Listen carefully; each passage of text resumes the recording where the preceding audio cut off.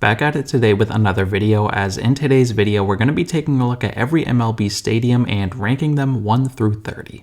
And for me, this is a very familiar video. For those who don't know, I made this exact video almost 2 years ago, and to this day it's my most viewed video. And I don't want to sound like I'm ungrateful or anything, I'm glad it got as much attention as it did, but at the same time it was early on in my YouTube channel and it was a very poorly put together video. So I got some pushback and some pretty bad feedback, to be completely honest, on that video, and I'll link it down below if you guys want to take a look.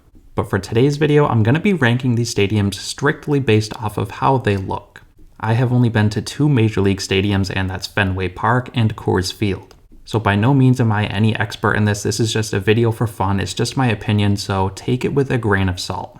But anyways, with that in mind, let's get right into this. Getting things started off at number 30, the worst stadium in baseball today, I have Tropicana Field of the Tampa Bay Rays. This stadium is old, really ugly, and it's just all around awful, and I think a lot of people would agree with me that it's the worst stadium in the game today. Moving on at number 29, I have RingCentral Coliseum of the Oakland A's. Similar to Tropicana Field, this field is run down, it's very ugly, and it used to be home of the Oakland Raiders as well. So mixing a football field and a baseball field is just not going to go well, and it really, even without the football field today, is still just one of the worst parks in baseball. Getting on to number 28, I have Angel Stadium of the Los Angeles Angels. A lot of people are probably going to be thinking that this is too low, but I just don't see anything special about this ballpark. There's really nothing bad about this park except for the fact that there's nothing special about it. They have the rocks out in center field, I guess, but otherwise it's a really boring stadium and I've never been a huge fan. Moving on at number 27, I have Nationals Park of the Washington Nationals. This park is pretty similar to the Angels Stadium in the sense that there's really nothing special about it. It's not necessarily a bad park, but with so many good parks across the league, I really couldn't put it above many other parks because, like I said, nothing really special about it and nothing jumps out at me. At number 26, I have Guaranteed Rate Field of the Chicago White Sox. I hate to sound like a broken record here, but this is another stadium that really has nothing special about it. It's a really plain, boring field. The only reason why I have it above the other parks like National Park and Angel Stadium is because I like the layout a little bit more. At number 25, I have Progressive Field of the Cleveland Guardians. This is just a really boring field. I've never been a huge fan of it. I've never seen anything special about it, so it's all around just a really boring field. I do like the layout and the larger wall in left field, so I think that adds a little bit of taste to the stadium, I guess you could say, but it's still not a great park. Getting on to number 24, I have Rogers Center of the Toronto Blue Jays. This stadium really isn't great. I think they need some updates with this one. It's been the same for a pretty long time now. A couple things I do like about this stadium is the retractable roof. I like that aspect of Rogers Center, and I also like the Space Needle. So the park isn't awful, but it's definitely not great, and I have it coming in at number 24.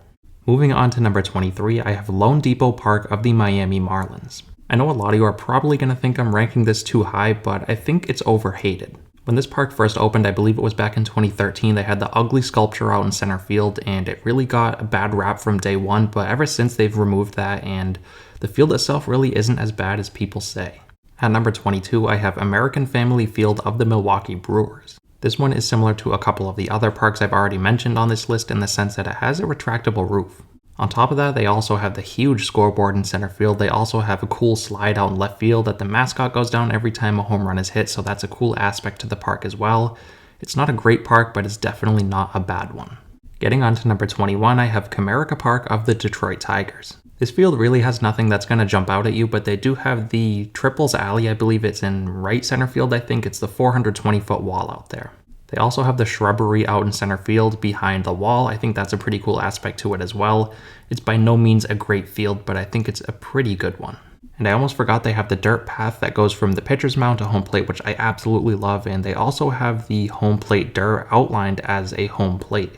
At number 20, I have Yankee Stadium of the New York Yankees. This park was, I believe, opened back in 2009, and it's a pretty solid park, but I think it's overrated by Yankee fans. The short porch is a pretty cool aspect. I mean, you can get a lot of sheep home runs out of it, but I think it's unique and different, so I like that, but outside of that, there's nothing special about the stadium. At number 19, I have Dodger Stadium of the LA Dodgers. Being in LA, there's obviously a great view behind the outfield at this park, but outside of that, there's really nothing too special. Yes, there's a ton of history, I get it, but this video is strictly based off of looks, and aesthetically, there's really nothing that stands out to me about Dodger Stadium. At number 18, I have Citi Field of the New York Mets. I can already see everyone disliking the video because of this ranking, but I'm not a huge fan of Citi Field. The park itself isn't awful. I mean, it's not like I'm ranking it at number 30. It's ranked at number 18. It's a solid park. I mean, I just don't think it's as good as people say. You have the apple that comes up when a home run is hit. That's a very cool aspect to the park, but outside of that, there's not much going on. At number 17, I have Wrigley Field of the Chicago Cubs. I think a lot of people think this one should be ranked higher, but in my opinion, it's not a top 10 park. It's definitely a solid park. It's at number 17 here, but there's nothing really that puts it over the top. I do really like the ivy across the outfield walls. I think that's a very unique aspect to the park. It adds a lot of character to it, and they've also made some renovations over the year to make it more of a modern ballpark, so props to them for that. It's really not a bad field, but it's not amazing by any means. At number 16, I have Minute Maid Park of the Houston Astros. This park is solid all around. To start, you have the train above center field that goes every time an Astro hits a home run. That's a very unique addition to the park, and I also really do like the Crawford boxes out in left field. I did really like Tal's Hill. It's unfortunate they had to remove it. It took a lot of character away from the stadium, but you couldn't have players getting continuously injured on that. But all around, it's a solid park, and I have it coming in at number 16. Getting into the top half, at number 15, I have Citizens Bank Park of the Philadelphia Phillies. This is another one here that I think a lot of people are going to think should be ranked higher, but I'm not as big as some people are on this stadium. It's definitely a good park. It's solid. It has some character to it, but I really just don't see too much that stands out about it to put it in the top 10. At number 14, I have Oriole Park at Camden Yards of the Baltimore Orioles. This park is pretty solid. You have the warehouse out in right field. I think that's a really cool aspect to the stadium.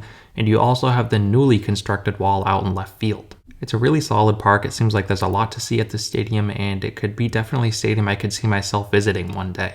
At number 13, I have Target Field of the Minnesota Twins. This park is awesome. Right when it was first finished being built, I remember it immediately became one of my favorite stadiums. There's really nothing crazy going on at this stadium that really makes it stand out, but I just really like the field itself as a whole. I don't know, I just always have been a big fan of this one. At number 12, I have Chase Field of the Arizona Diamondbacks. This is one that I think a lot of people across baseball would rank a lot lower, but I like this field a lot more than the average fan. I love the retractable roof. I love the way this field looks during a 1 p.m. day game. It's just awesome. I love the hot tub out in right field. That's a really cool aspect, and all around it's one of my favorite ballparks. At number 11, I have Great American Ballpark of the Cincinnati Reds. This is another one that I think I like a lot more than your average baseball fan. There's really nothing special about this field. It's sort of plain, but I've always liked it. I don't know, I'm just a pretty big fan of this field, and I have it coming in at number 11. Getting into the top 10, at number 10, I have Globe Life Field of the Texas Rangers. This is the newest ballpark in baseball today, and while it might look ugly from the outside, it looks amazing on the inside. I like the layout of the field. I really like the way it looks, at least on my TV screen. I've never been to it, obviously, but I think it's one of the best and obviously most modern parks in the game today, and I have it coming in at number 10. At number 9, I have Truist Park of the Atlanta Braves. This is another new ballpark, and I really like it. I especially love the brickwork on right field. Right above the right field fence, they also have the chop house that I think is a really cool aspect to the park. It adds a lot of character to it, and all around this is a great ballpark and one of the best in baseball. At number 8, I have Coors Field of the Colorado Rockies. As I mentioned earlier in the video, this is one of the 2 ballparks that I've been to, and it's amazing. In right field, you have the rooftop, which is a rooftop bar, and I've been on it myself, and the views on it are amazing. You also have an amazing view out in left field over the fence with the Rocky Mountains, which is also really cool. The sunsets are great there, and the ballpark itself is really laid out well, and I'm a huge fan of it. At number 7, I have Busch Stadium of the St. Louis Cardinals. This stadium is just all around beautiful. You have the arch over center field, you have the lawn over the center field fence, and you have big backland out in left field. The layout of this ballpark is very aesthetically pleasing, and it's all around a great ballpark, and it's one of my favorites. At number 6, I have Fenway Park of the Boston Red Sox. Yeah, I guess you could say this park is old and outdated, but it is still amazing. The Green Monster is one of the most iconic parts of any ballpark in baseball today, and you also have the pesky pole out in right field, which is another iconic figure in this iconic ballpark. At number 5, I have T-Mobile Park of the Seattle Mariners. This park is easily one of my favorites in all of baseball. There's really nothing too crazy with this stadium. There's nothing that really sticks out at you, but all around I just think it's a very good-looking ballpark and a park I would love to visit. At number 4, I have Kauffman Stadium of the Kansas City Royals. This is a really underrated park in my opinion. I don't think a lot of people give this park the love it deserves. You have the huge crown out in center field. That's a really cool aspect to the park. You also have the waterfalls all around the outfield, especially in right field. So this is really just an underrated ballpark, and I think it's a top 5 ballpark in baseball. Real quick before we get into the top 3, I want to let you guys know that these 3 parks that I have yet to mention have separated themselves from the rest. In fact, they are inarguably the top 3 in the game today. At number 3, I have Petco Park of the San Diego Padres. This park is all around beautiful. You have the Western Metal Supply Company building up in left field, which is really cool to see players hit home runs on. You also have the outlay of the outfield, which is really good in my opinion, and you have the beautiful view of San Diego over the center field wall. So this park is almost perfect, and it is definitely a top 3 park in baseball today. Getting on to number 2, I have PNC Park of the Pittsburgh Pirates. Where do we start with this ballpark? You have the beautiful outlook of the Allegheny River out in right field, and you also have the Roberto Clemente Bridge, which looks amazing in front of the city of Pittsburgh. They also have the shrubbery out in right center field, and I really just like the whole outlay of this whole park. It's just a beautiful park and one of the best in baseball today.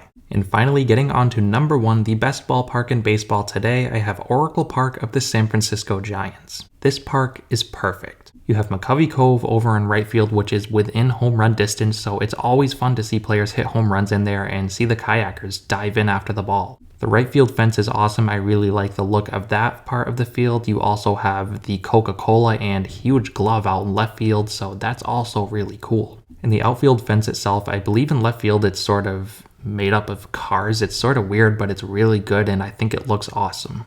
So Oracle Park, without a doubt, is the number 1 park in baseball today. Be sure to let me know what you guys think down below in the comments, what you agree with and what you disagree with.